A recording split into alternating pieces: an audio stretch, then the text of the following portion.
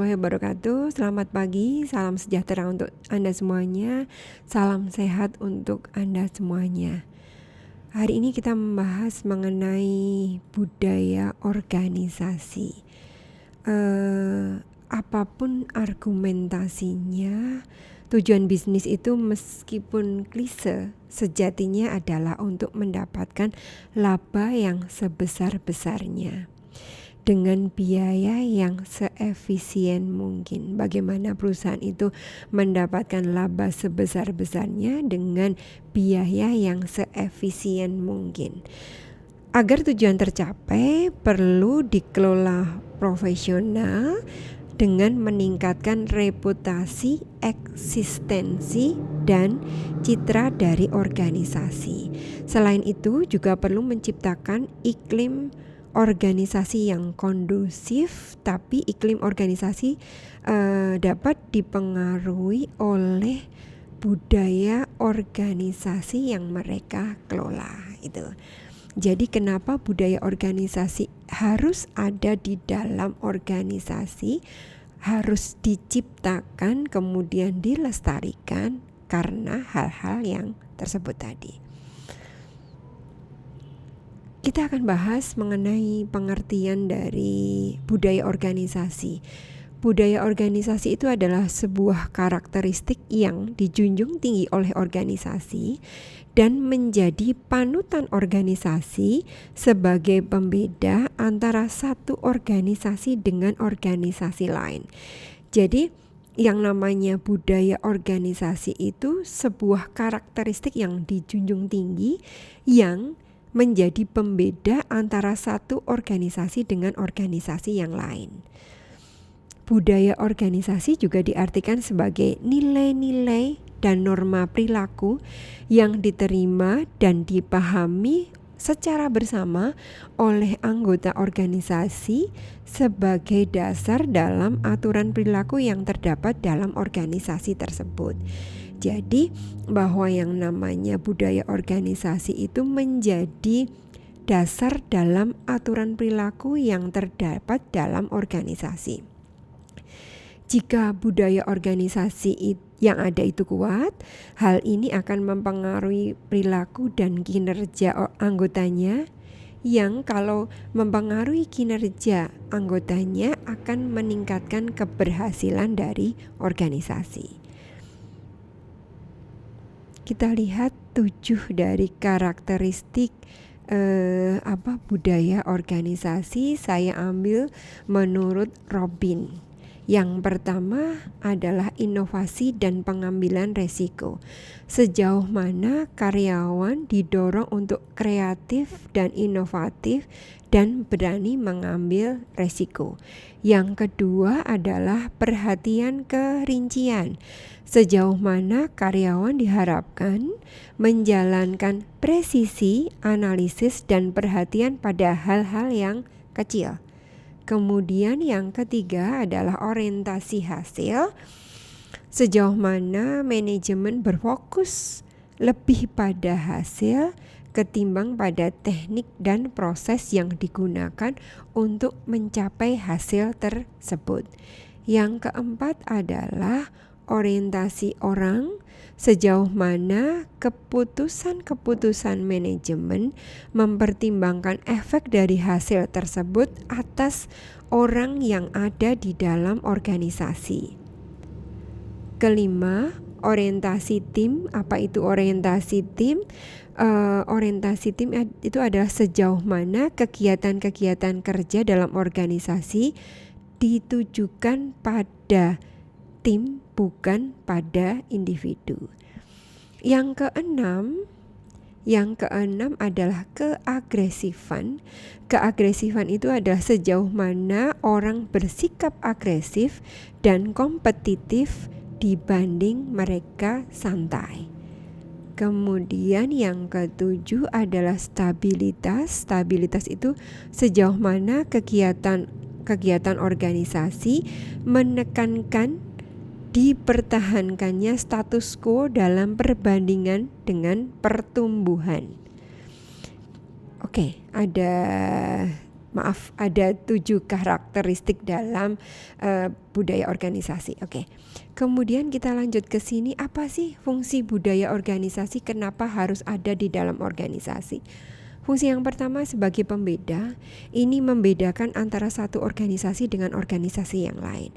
Sama-sama bidang organisasi itu bidangnya sama, tetapi organisasi A dengan organisasi B itu bisa dibudayakan dari budaya yang mereka punya. Kemudian yang kedua adalah membangun rasa identitas bagi anggota organisasi. Jadi budaya organisasi ini akan membangun identitas bagi anggotanya. Anggota merasa bahwa ini bagian dari identitas mereka. Kemudian yang ketiga, mempermudah tumbuhnya komitmen. Jadi dengan budaya organisasi mempermudah tumbuhnya komitmen bagi mereka. Kemudian yang keempat adalah meningkatkan kemantapan sistem sosial. Meningkatkan kemantapan sistem sosial. Yang kelima adalah pembuat makna dan kendali yang memandu dan membentuk sikap dan perilaku karyawan. Kemudian sumber budaya organisasi. Budaya organisasi itu sumbernya dari mana? Sumber dari budaya organisasi itu tercipta atau ada, itu sengaja diadakan oleh pendiri mereka. Jadi organisasi itu didirikan oleh siapa? Lah, pendirinya ini menciptakan budaya-budaya tertentu. Dan budaya itu harus dilestarikan oleh orang-orang yang ada di dalam organisasi. Siapa saja orang-orang yang ada di dalam organisasi? Ya, baik dari manajemen, karyawan, dan lain sebagainya. Jadi pendirinya sengaja menciptakan budaya organisasi itu agar seluruh anggota organisasi melakukan atau patuh pada budaya yang mereka ciptakan. Kemudian yang kedua, sumber yang kedua, melakukan indokrinasi dan mensosialisasikan cara pikir dan perilaku kepada karyawan. Sumber yang kedua dengan cara apa? Indokrinasi atau mensosialisasikan cara-cara tertentu agar karyawan berperilaku yang sama di dalam organisasi ini. Kemudian yang ketiga, mengambil model peran yang mendorong anggota untuk mengidentifikasi diri. Jadi mengambil model peran agar anggota mendorong anggota untuk mengidentifikasi diri. Kemudian cara pembinaan budaya organisasi agar tadi contohnya bahwa ketika pendiri ingin budaya itu tetap ada atau dengan cara indokrinasi atau yang lainnya, pembinaan agar budaya tersebut ada terus, apa yang harus dilakukan? Yang dilakukan ada 4 hal, biasanya dengan cerita-cerita biasanya organisasi menceritakan sejarah berdirinya, siapa pendirinya, apa yang pendirinya kehendaki dengan berdirinya organisasi tersebut, seperti itu. Atau dengan ritual-ritual tertentu. Ritual-ritual ini biasanya berkaitan dengan upacara-upacara tertentu, misalnya sebelum mulai kinerja harus doa bersama, misalnya seperti itu adalah ritual-ritual.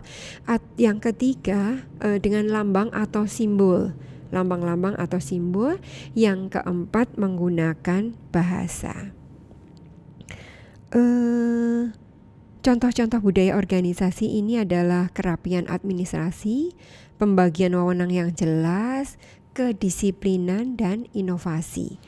Kemudian saya akan bahas di sini adalah begini, bahwa apabila budaya organisasi kuat, anggota yang ada dalam organisasi menganggap aturan yang ada bukan lagi sebagai kewajiban yang membelenggu mereka, tetapi sudah menjadi kebutuhan jika budaya organisasi kuat, sehingga mereka tidak merasa berat melakukan aktivitas. Kenapa mereka menganggap bahwa aturan itu adalah bagian kebutuhan dari mereka ketika mereka melakukan aktivitas kinerja. Di sisi lain, mereka memiliki rasa kebersamaan, kekeluargaan, dan bangga terhadap organisasi yang pada akhirnya menumbuhkan kepuasan dan komitmen dari anggotanya. Itulah sebab mengapa budaya organisasi itu penting untuk dikelola oleh organisasi. Mungkin itu yang saya sampaikan dalam budaya organisasi. Nanti kita lanjut dalam diskusi. Terima kasih. Sekian. Wassalamualaikum warahmatullahi wabarakatuh.